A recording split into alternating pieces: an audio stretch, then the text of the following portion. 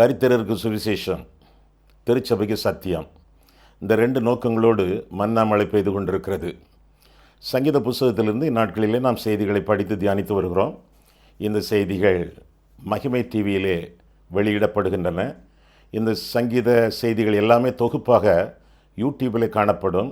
ஏதாவது ஒரு சங்கீதத்தை நீங்கள் விட்டுவிட்டால் யூடியூபில் நீங்கள் போய் பார்த்து அந்த சங்கீதத்தின் அறிவுரைகளை நீங்கள் கற்றுக்கொள்ளலாம். இந்த செய்திகளை கேட்ட பிறகு உங்களுடைய ஆலோசனைகள், ஜெப குறிப்புகள் இவற்றையெல்லாம் நீங்கள் எங்களுக்கு தெரியப்படுத்துவீர்கள் என்றால் உங்களுக்காக ஜெபிப்போம், ஆலோசனைகள் உங்களுக்கு வழங்குவோம். அது மட்டுமல்ல, வேதம் முழுவதற்கும் வேத தியான உரை எழுதியிருக்கிறோம். திருமறை தெளிவுரை என்ற தலைப்பில் 66 புஸ்தகங்களுக்கும் விளக்க உரை எழுதியிருக்கிறோம். வேண்டியவர்கள் நீங்கள் எங்களுடைய முகவரியிலே டெலிஃபோனிலே தொடர்பு கொண்டு நீங்கள் அவற்றை பெற்றுக்கொள்ளலாம். 8 வால்யூமில் 8 பாகங்களாக வேதம் முழுவதற்கு விளக்க உரை கொடுக்கப்பட்டிருக்கிறது. அவற்றை நீங்கள் பெற்று ஆசீர்வாதமாக இருக்கவும், உங்களுடைய ஒரு குடும்ப பொக்கிஷமாக அவற்றை கருதவும் உங்களை கேட்டுக்கொள்கிறேன். தொடர்ந்து இந்த செய்திகளை பாருங்கள். இந்த செய்திகளை, இந்த டிவி சேனலை மற்றவர்களுக்கு நீங்கள் அறிமுகப்படுத்துங்கள். ஆண்டவர் உங்களை ஆசீர்வதிப்பாராக. ஆமேன். மன்னா மழையிலே நனைய மறுபடியும் உங்களை மனமகிழ்ச்சியுடன் வரவேற்கிறேன். சங்கீத புஸ்தகத்திலிருந்து நாட்களில் நாம் செய்திகளை படித்து தியானித்து வருகிறோம். இன்றைய நாளிலே 93ஆம் சங்கீதம். இந்த சங்கீதத்தை யார் எழுதியது என்று தெரியவில்லை. எனவே இது ஒரு அநாதை சங்கீதம் என்று அழைக்கப்படுகிறது. எந்த ஒரு சங்கீதத்தையும் ஆவியானவர் எழுதினார். வேத வாக்கியங்கள் எல்லாமே ஆவியானவரால் அருளப்பட்டது என்று சொல்லி நான் வேதத்தில் வாசிக்கிறோம். எனவே அநாதை சங்கீதம் என்று சொல்வதை விட ஆவியானவருடைய சங்கீதம் என்று சொல்வது சாலச் சிறந்தது. 93ஆம் சங்கீதம் சிறிய சங்கீதம். அதை முதலாவதாக வாசித்து விட்டு விடுகிறேனே. என்னோடு வாருங்கள் சங்கீதத்திற்கு. வேத புத்தகத்தை கையிலே வைத்துக் கொள்ளுங்கள். கர்த்தர் ராஜரிகம் பண்ணுகிறார், மகத்துவத்தை அணிந்து கொண்டிருக்கிறார். கர்த்தர் பராக்கிரமத்தை அணிந்து அவர் அதை கச்சையாக கட்டி கொண்டிருக்கிறார். ஆதலால் பூச்சக்கரம் அசையாதபடி நிலை பெற்றிருக்கிறது. உமது சிங்காசனம் பூர்வ முதல் உறுதியானது. நீர் அநாதியாய் இருக்கிறீர். கர்த்தாவே, நதிகள் எழும்பின, நதிகள் இரைச்சலிட்டு எழும்பின, நதிகள் அலை திரண்டு எழும்பின. திரளான தண்ணீர்களின் இரைச்சலை பார்க்கலும் சமுத்திரத்தின் வலிமையான அலைகளை பார்க்கலும் கர்த்தர் உன்னதத்திலே வல்லமையுள்ளவர். உமது சாட்சிகள் மிகவும் உண்மையுள்ளவைகள். கர்த்தாவே, பரிசுத்தமானது நித்திய நாளாக உமது ஆலயத்தின் அலங்காரமாக இருக்கிறது என்று சொல்லி நான் வாசித்து முடிக்கிறோம். சரி, இனி நாம் சங்கீதத்திற்கு வருவோம். பாபிலோன் மேதியராலும் பெர்சியராலும் தோற்கடிக்கப்பட்டது கிமு 539 ஆண்டிலே. அதற்கு பின்பு மேதிய, பெர்சிய அல்லது பாரசீக நாடுகள் ஆட்சியிலே வந்தன. அப்பொழுது பாபிலோன் அரசாங்கத்தின் கீழே அடிமைகளாக வாழ்ந்து வந்த இஸ்ரவேல் ஜனங்கள், யூத பெருமக்கள் விடுதலை பெற்றார்கள். புதிய அரசாங்கம் அவர்களை விடுவித்தது. அவர்கள் விடுவிக்கப்பட்டு தங்களுடைய சொந்த ஊரான யூதேயாவுக்கு, எருசலேமுக்கு அவர்கள் வந்து சேர்ந்தார்கள். ஆண்டவரே அவர்களை ஆளுகிறவராக, அவர்களுடைய ஆளுநராக விளங்கினார் என்று சொல்லி வேதத்திலிருந்து நாம் புரிந்து கொள்கிறோம். அந்த விடுதலை பெற்ற நாட்களிலே, விடுதலை பெற்று வரக்கூடிய நாட்களிலே ஆண்டவரை புகழ்ந்து, ஆண்டவரை மேன்மைப்படுத்தி, ஆண்டவருக்கு நன்றி செலுத்தி பாடப்பட்ட பாடல்களிலே ஒன்றுதான் இந்த 93ஆம் சங்கீதம். பாபிலோனிய சிறையிருப்புக்கு பின்னர் மக்களால் பாடப்பட்ட ஒரு சங்கீதம். ஆண்டவர் உயர்த்தி, ஆண்டவருடைய நாமத்தை மகிமைப்படுத்தி இந்த சங்கீதத்தை அவர்கள் பாடுகிறார்கள். என்னென்ன கருத்துக்கள் இந்த சங்கீதத்தில் வருகின்றன என்றால், முதல் 2 வசனங்களிலே உறுதியான சிங்காசனம். ஆண்டவருடைய சிங்காசனம் உறுதியானது. அரசாளும் ஆண்டவர், அசைக்கப்படாத பூமி. 2 கருத்துக்களையும் முதல் 2 வசனங்களிலே நாம் பார்க்கிறோம். அரசாளக்கூடிய ஆண்டவர், அவர் மகத்துவம் நிறைந்தவர், அவர் பார்வைக்கு பயங்கரமானவர். பூமியின் ஆளுகை அவர் கையில் இருக்கிறது. எல்லாரையும் எல்லாவற்றையும் கர்த்தர் ஆள்கிறார். நம்முடைய பாதுகாப்பு கிறிஸ்துவிலே இருக்கிறது என்று சொல்லத்தக்கதாக தேவனுக்குள் நம்முடைய பாதுகாப்பும், தேவன் நம்முடைய அடைக்கலமாக கொண்டு விளங்குகிறார் என்பதைத்தான் இந்த சங்கீதம் நமக்கு அறிவிக்கிறது. உறுதியான சிங்காசனம். அவருடைய சிங்காசனம், அவருடைய ஆட்சி உறுதியானது. அதில் எந்த விதமான குறைவும் இல்லை. யாரும் அந்த சிங்காசனத்தை எடுக்க முடியாது. ஆண்டவர் ஒருவரே அதிகாரம் பெற்றவர். அவரிடத்தில் நமக்கு அடைக்கலம் உண்டு என்று சொல்லி இந்த சங்கீதம் நமக்கு அறிவிக்கிறது. ஆண்டவர் நம்முடைய அடைக்கலமாக இருப்பதினாலே, நம்மை அரசாளுவதினாலே அவருடைய ஆளுகைக்கு உட்பட்டவர்களாக வாழ வேண்டியது நம்முடைய கடமை ஆகும். ஆண்டவருடைய ஆளுகை உங்களுடைய வாழ்க்கையிலே அமைந்திருக்கிறதா? கர்த்தர் நம்மை ஆண்டு வழி நடத்துகிறாரா? சில சமயங்களிலே இயேசுவானவர் நம்முடைய இருதயத்தில் இரட்சகராக இருக்கிறார், ஆனால் ஆளுநராக ஆள்கிறவராக இல்லை. அவரை ஆண்டவராக நாம் ஏற்றுக்கொள்கிறதில்லை.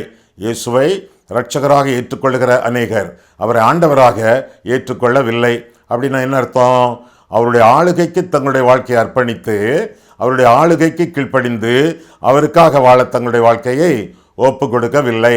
வீட்டிலே சோஃபாவிலே உட்கார்ந்து அப்பா பேப்பர் வாசித்து கொண்டிருக்கிறார். மூலையிலே சிறு பிள்ளைகள் விளையாடி கொண்டிருக்கிறார்கள். அவருக்கு சொந்தமானவர்களே 3 பிள்ளைகள் தான். ஆனால் 7-8 பிள்ளைகள் வந்து விளையாடி கொண்டிருக்கிறார்கள் அந்த மூலையிலே. அப்பா பேப்பர் வாசித்து முடித்து அதை சோஃபாவில் போட்டுவிட்டு பிள்ளைகள் என்ன செய்கிறார்கள், யார் வீட்டு பிள்ளைகள் என்ன விளையாடுகிறார்கள் என்று பார்க்க சென்ற பொழுது பார்க்கிறார், வெளியிலிருந்து பல பிள்ளைகள், ஏராளமான பொம்மைகள் அங்கே கிடக்கின்றன.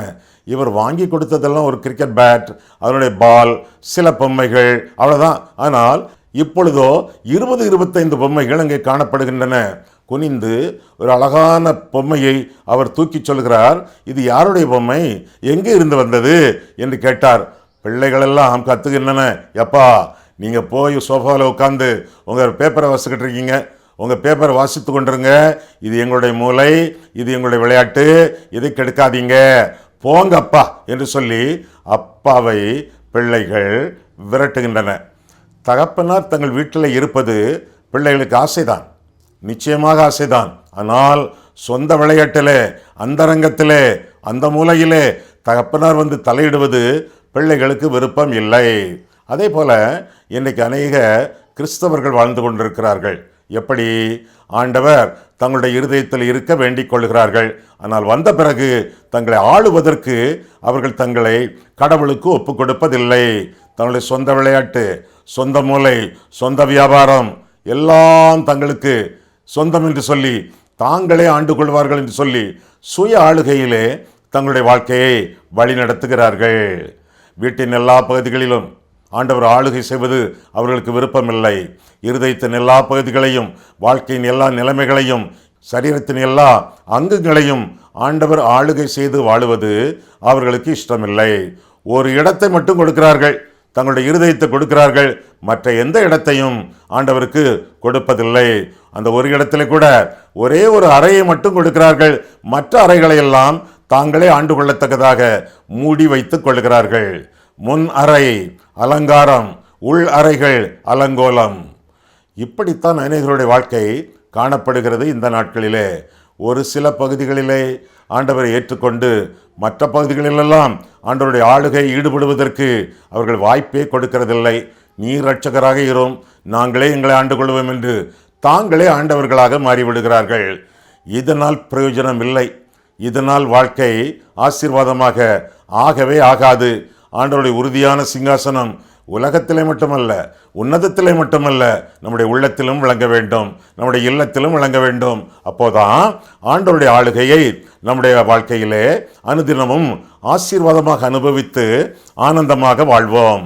ஆக முதலாவதாக உறுதியான சிங்காசனம், இரண்டாவதாக உன்னதத்தின் வல்லமை. உன்னதத்தின் வல்லமை 3-4 வசனங்களிலே பார்க்கும் பொழுது கர்த்தருடைய வல்லமை எப்படி நம்மை ஆட்கொள்ள வேண்டும் என்ற கருத்தை நாம் பார்க்கிறோம்.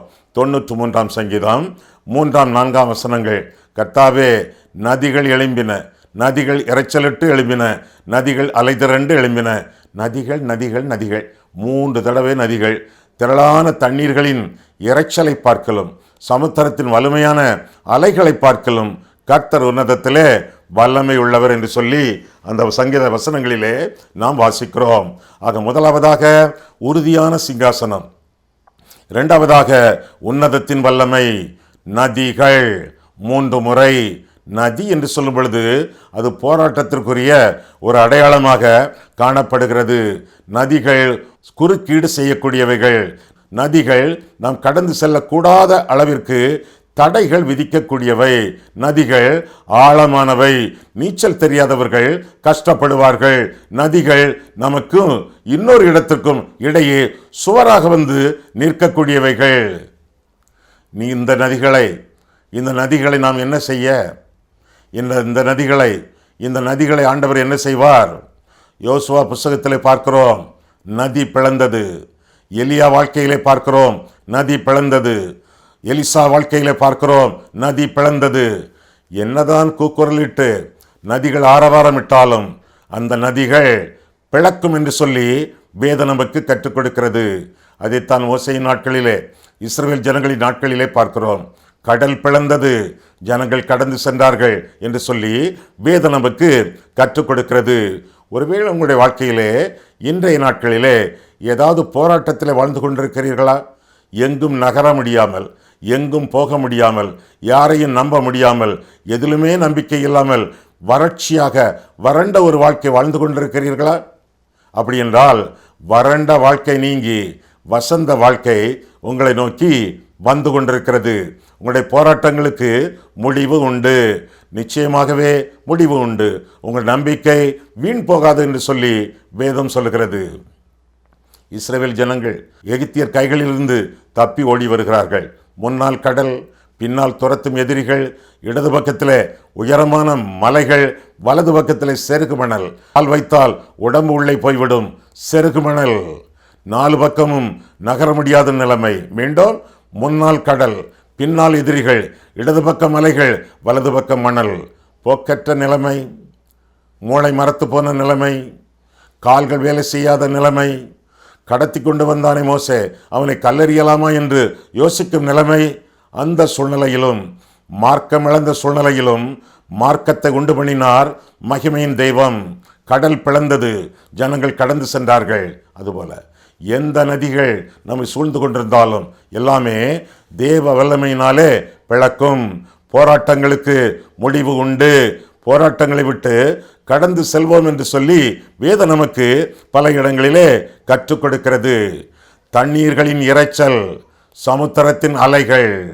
ஏதோ நினைவுக்கு வருகிறதே, மத்தேயு 14ஆம் அதிகாரம் பேதுருவின் வாழ்க்கையிலே நாம் பார்க்கும் பொழுது அங்கே நாம் என்ன சந்திக்கிறோம்?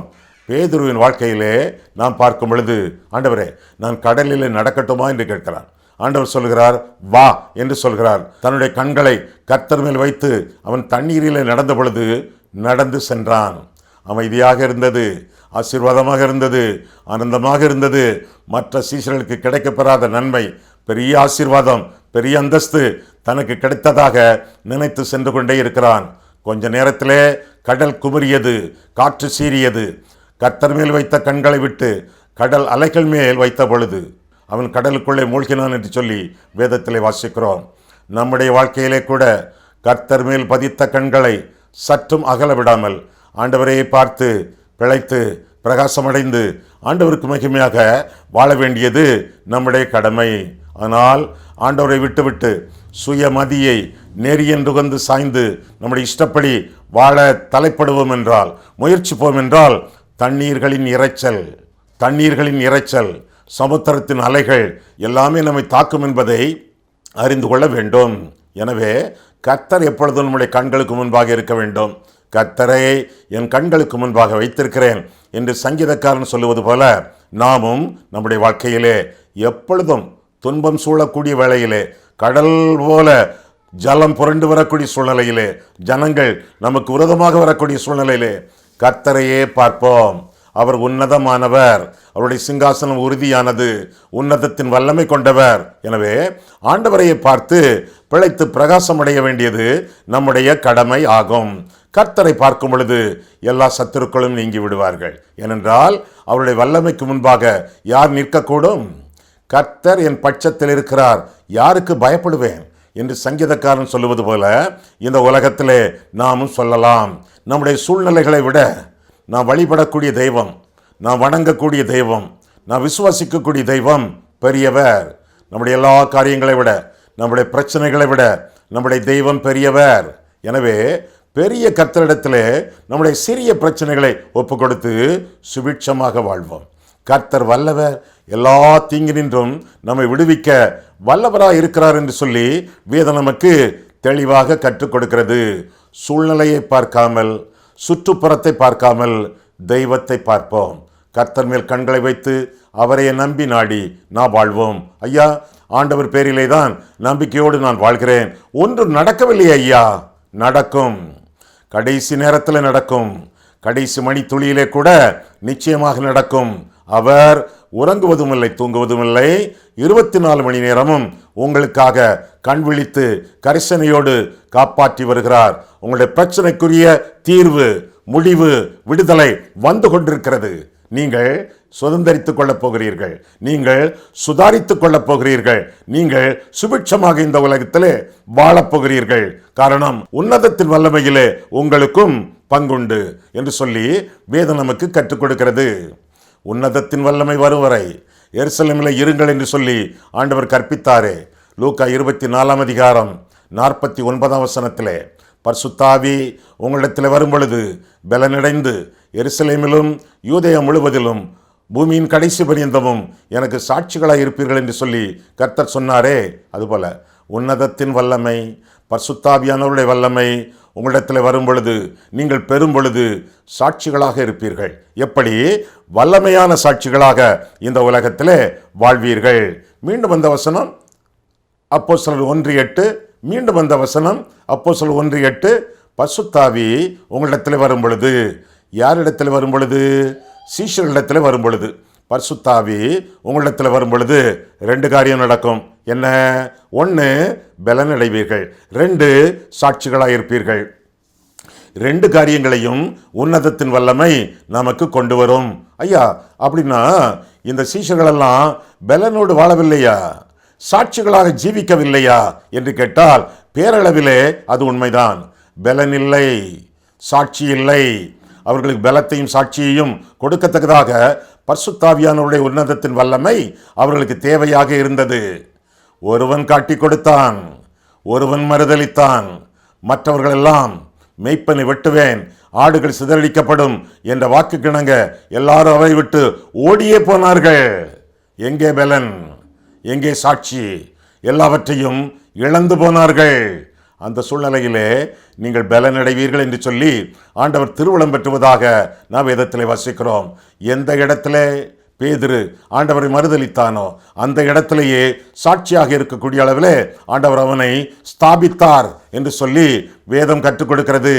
ஒரு காலத்திலே யோவானும் அவனுடைய அண்ணன் யாக்கோபும் ஆண்டவரிடத்தில் சொன்னார்கள், ஐயரே, எலியா கட்டளையிட்டது போல நாங்களும் வானத்திலிருந்து அக்கினி இறங்கி இவர்களை பட்சித்து போடும்படி நாங்கள் கட்டளையிட உமக்கு சித்தமா என்று கேட்டார்கள். உன்னை போல பிறனை நேசி என்று ஆண்டவர் சொல்லியிருந்தார். சத்துருக்களை சிநேகியுங்கள் என்றும் போதித்திருந்தார். இவர்களோ ஆண்டவரை ஏற்றுக்கொள்ளாதவர்களை தீக்கிரையாக்கிவிட துடிக்கக்கூடிய இடிமுழக்கத்தின் மக்கள், முற்கோபிகள். நீங்கள் என்ன ஆவியுள்ளவர்கள் என்று அறியீர்களா என்று சொல்லி ஆண்டவர் அதட்டுவதாக பார்க்கிறோம்.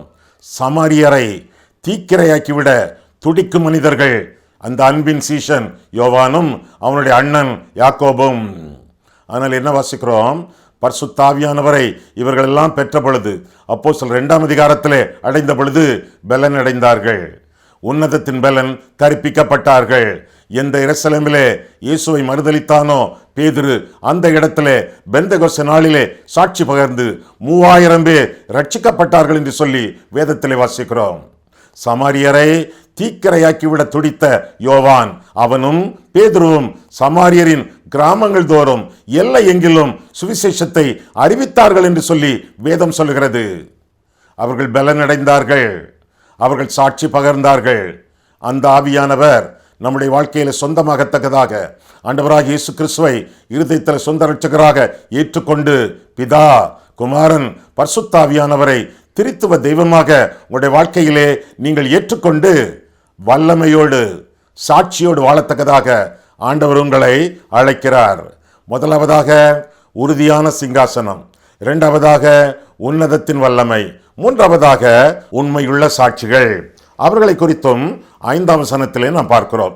5ஆம் வசனத்திலே நான் வாசிக்கும் பொழுது 93ஆம் சங்கீதம் கடைசி வசனம், உமது சாட்சிகள் மிகவும் உண்மையுள்ளவைகள். கர்த்தாவே, பரிசுத்தமானது, நித்திய நாளாக உமது ஆலயத்தின் அலங்காரமாய் இருக்கிறது என்று சொல்லி வேதத்திலே இந்த சங்கீதத்தை நாம் வாசித்து முடிக்கிறோம். உறுதியான சிங்காசனம், உன்னதத்தின் வல்லமை. இப்பொழுது உண்மையுள்ள சாட்சிகளாக ஜீவிக்கிறவர்கள். அன்றைக்கு சீஷர்கள் எல்லாரும் யூதாசை தவிர சாட்சிகளாக ஜீவித்தார்களே. பல இடங்களிலே, பல நாடுகளிலே உலகத்தை கலக்குகிறவர்கள் இங்கே வந்து விட்டார்கள் என்று மற்றவர்கள் சொல்லத்தக்கதாக ஆண்டவருக்காக வல்லமையாக பயன்பட்டார்களே. அதே போல அதே ஆவியானவர் நம்மையும் ஆட்கொள்ளும் பொழுது சாட்சிகளாக, உண்மையுள்ள சாட்சிகளாக இந்த உலகத்தில் ஜீவிப்போம். உண்மை என்று சொல்லும் பொழுது பொய் இருத்தலாகாது. அநேகர் சாட்சி சொல்கிறார்கள், அதிலெல்லாம் எவ்வளவு பொய், எவ்வளவு கற்பனை, மற்ற சாட்சிகளை காப்பியடித்து சொல்லக்கூடிய பொய்யான சாட்சிகள், மிகைப்படுத்தப்படக்கூடிய சாட்சிகள். இவைகளை ஆண்டவர் விரும்பவில்லை, இவைகளை ஆண்டவர் எதிர்க்கிறார். இப்படிப்பட்ட சாட்சிகளுக்கு தண்டனையும் கொடுப்பார். ஆனால் வேதத்தில் என்ன வாசிக்கிறோம்? உண்மையுள்ள சாட்சிகள் சொல்லுவதிலே, சாட்சிகள் பாடுவதிலே, சாட்சிகளை சாட்சியாக எழுதுவதிலே உண்மை இருக்க வேண்டும் என்று சொல்லி வேதம் நமக்கு கற்றுக் கொடுக்கிறது. சாட்சியை சொல்கிறவர்கள் உண்டு, சாட்சி எழுதுகிறவர்கள் உண்டு, சாட்சியை பாடுகிறவர்கள் உண்டு, சாட்சி பெறுகிறவர்கள் உண்டு, அடுத்தவர்கள் சாட்சி கொடுக்கிறார்கள், சாட்சிகளாக வாழ்கிறவர்கள் உண்டு. இன்னும் சாட்சி என்ற வார்த்தைக்கு முக்கியமான ஒரு சொல் கிரேக்க மொழியிலே, புதிய ஏற்பாடு எழுதப்பெற்ற கிரேக்க மொழியிலே சாட்சி என்றால் மார்த்துரியா. அதிலிருந்து வந்த ஆங்கில வார்த்தை மார்ட்டியர், MARTYR, மார்ட்டியர். மார்ட்டியர் என்றால் என்ன அர்த்தம்? சாட்சி. நல்ல ஒரு காரியத்திற்காக கொல்லப்படுகிறவன் மார்ட்டியர். இரத்த சாட்சி என்பது அதனுடைய பொருளாகும். ஆண்டவருக்கு நம்முடைய வாழ்க்கையை ஒப்புக் கொடுக்கும் பொழுது, பரிசுத்த ஆவியானவர் நம்மிடத்தில் வரும் பொழுது, எருசலேமிலும் யூதேயா முழுவதிலும் சமாரியாவிலும் பூமியின் கடைசி பரிந்தமும் எனக்கு சாட்சிகளாய் இருப்பீர்கள். அர்த்தம், எனக்காக இரத்தம் சிந்துகிறவர்களாக நீங்கள் இருப்பீர்கள். நீங்கள் எங்கு போனாலும் எனக்காக கோதுமை மணியைப் போல நிலத்திலே விழுந்து சாக உங்களை ஒப்புக் கொடுப்பீர்கள். இதுதான் சாட்சியின் வாழ்க்கை. சும்மா சாட்சி சொல்லிவிட்டு போய் உட்கார்வதல்ல. சாட்சியாக இருப்பது, சாட்சியாக பெறுவது, சாட்சியாக வாழ்வது, சாட்சியாக மரிப்பது. ஆண்டவருக்கு பிரயோஜனமான சாட்சி. ஐயா, நான் ஒரு சாட்சியாக வாழ விரும்புகிறேன் என்றால் ஆண்டவருக்காக இரத்தம் சிந்துவதற்கு கூட ஆயத்தமாக இருங்கள் என்பது பொருளாகும். பவுல் சொன்னான், நான் அனுதினமும் சாகிறேன் என்று சொன்னான். ஒவ்வொரு நாளும் ஆண்டவருக்காக கோதுமை மணியைப் போல வாழ்வது. நாமெல்லாம் ஆலயத்தில் உள்ள கோயில் மணிகள் அல்ல, நாமெல்லாம் கோதுமை மணிகள். மண்ணுக்குள்ளே மறைந்து, மண்ணுக்குள்ளே மரித்து மகிமையின் கனிகள் கொடுக்கத்தக்கதாக நாம் அழைக்கப்பட்டிருக்கிறோம். எனவே இந்த வசனங்களை எல்லாம் மனதில் வைத்து மெய்யான சாட்சிகளாக, தேவன் விரும்பும் சாட்சிகளாக வாழ வேண்டியது நம்முடைய கடமை ஆகும். வேதத்திலே வாசிக்கிறோம், 96ஆம் சங்கீதம் 9ஆம் வசனத்திலே, பரிசுத்த அலங்காரத்துடனே கர்த்தரை தொழுது கொள்ளுங்கள். இந்த வசனங்களை எல்லாம் வாசித்து விசுவாசித்து கீழ்ப்படிந்து வாழும் பொழுது கடைசி வசனம் என்ன காரியத்தை நமக்கு கற்பிக்கிறது என்றால், 93ஆம் சங்கீதம் கடைசி வசனத்தின் கடைசி பகுதி, பரிசுத்தமானது, நித்திய நாளாக உமது ஆலயத்தின் அலங்காரமாய் இருக்கிறது. ஆலயத்திற்கு அலங்காரமாக, திருச்சபை விரும்பும் சாட்சியாக, உண்மை உத்தமமான ஊழியக்காரர்களாக நீங்கள் விளங்கத்தக்கதாக ஆண்டவருக்கு உங்களுடைய வாழ்க்கையை அர்ப்பணியுங்கள். அவருடைய உறுதியான சிங்காசனத்தை நம்பி நாடி சார்ந்து வாழுங்கள். உன்னதத்தின் வல்லமையை உங்களுடைய உள்ளங்களிலே தரித்து கொண்டு பலனோடும் சாட்சியாகவும் இந்த உலகத்திலே வாழுங்கள். அது மட்டுமல்ல, பொய் சாட்சிகள் சொல்லாமல் உண்மையான சாட்சிகளாக இந்த உலகத்தில் இருங்கள். சாட்சி எழுதுங்கள், பாடுங்கள், பேசுங்கள், சொல்லுங்கள். அசாட்சியை மற்றவர்களால் பெறுங்கள். சாட்சியாக வாழுங்கள். இரத்த சாட்சி போல இன்றைய நாட்களிலே உங்களை ஜீவித்து உங்களுடைய இறுதி நாள் வரைக்கும் சாட்சியாக, இரத்த சாட்சியாக இந்த உலகத்தில் வாழும் பொழுது ஆண்டவர் மகிமையடைவார். அவருடைய நாமம் மகிமைப்படும். பரிசுத்த அலங்காரமாக நித்திய காலமாக ஆண்டவருடைய ஆலயத்திலே, இம்மைக்குரிய ஆலயத்திலும் மறுமையின் ஆலயத்திலும் ஆண்டவருக்கு மகிமையாக வாழுங்கள். கர்த்தர் உங்களை ஆசீர்வதிப்பாராக. கண்களை மூடுவோம், கர்த்தரை பார்ப்போம். அன்புள்ள ஆண்டவரே, உம்முடைய வசனங்களை ஆராயவும், எங்கள் வாழ்க்கையை ஆராயவும், உம்முடைய சந்நிதியிலே எங்களை வழிநடத்தினீர். அதற்காக நன்றி செலுத்துகிறோம் சுவாமி. அன்புள்ள கர்த்தாவே, 93ஆம் சங்கீதத்தின் அடிப்படையிலே எங்கள் ஜீவியத்திற்கு ஏதுவாக சில ஆவிக்குரிய நன்மைகளை நாங்கள் சிந்திக்க ஆண்டவரே எங்களுக்கு கிருபை கொடுத்தீர். அதற்காக உமக்கு ஸ்தோத்திரம் கர்த்தாவே. உம்முடைய சிங்காசனம் உறுதியானது, நீரே ஆள்கிறீர். உம்மை இரட்சகராக மட்டுமன்றி ஆண்டவராகவும் ஏற்றுக்கொண்டு உம்முடைய ஆளுகைக்கு எங்களுடைய வாழ்க்கையை அர்ப்பணித்து வாழ நீர் எங்களுக்கு உதவி செய்யும் ஆண்டவரே. மேலாக கர்த்தாவே, உம்மோடு நாங்கள் உடன்படிக்கை பண்ணி உன்னதத்தின் வல்லமையை தரித்து ஒவ்வொரு நாளும் நாங்கள் வாழத்தக்கதாக, பலனோடும் சாட்சியாகவும் ஜீவிக்கத்தக்கதாக கர்த்தர் எங்களுக்கு உதவி செய்யும். மேலாக ஆண்டவரே, உண்மையுள்ள சாட்சிகளாக உறுதியாக இந்த உலகத்தில் நாங்கள் வாழ்ந்து உம்மை கனமெண்ணி மேன்மைப்படுத்தி மகிமைப்படுத்தி உம்முடைய செல்ல சாட்சிகளாக செல்ல பிள்ளைகளாக இந்த உலகத்தில் வாழ எங்களை ஒப்புக் கொடுக்கிறோம். இயேசு கிறிஸ்துவின் நாமத்தில் ஜெபிக்கிறோம் பிதாவே. ஆமென்.